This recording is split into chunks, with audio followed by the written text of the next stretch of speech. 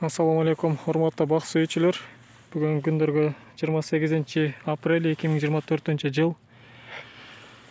Күндөргө жекшемби. Биз Чүй областына караштуу Көк Жар айыл аймагындабыз. Бул жакта бир бакта сорт алмаштыруу, кыйыштыруу иштерин жүргүзүп атабыз. Божомолду 30дай даракты кыйыштырдык. Кыйыштырылган калемче сортторубуз Golden, Gala жана Redchief сорттору. Булар кабык алты деп коет. Түркчө кабык астына кыйыштырылган бир ыкмалар.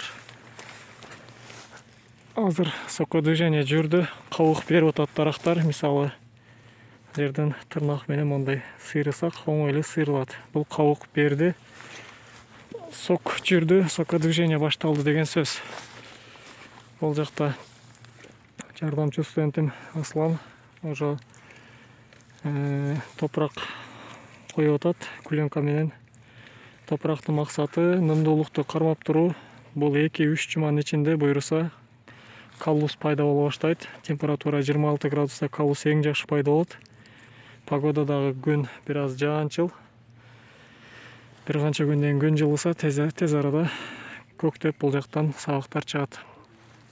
Коргоп калбаш үчүн 4-5 күндө бир мүмкүн болсо нымдап турса да жакшы болот, суу куюп. Болбосо жаан-чачын менен өзү деле жакшы эле болот.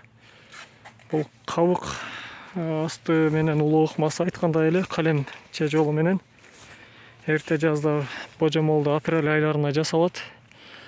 Калемчелерибиз уктап аткан болуш керек. Буларды биз холодильникте 0 градустан +4 градуска чейинки аралыкта сактадык. 1,5 ай, 1,5 ай мурда алынган.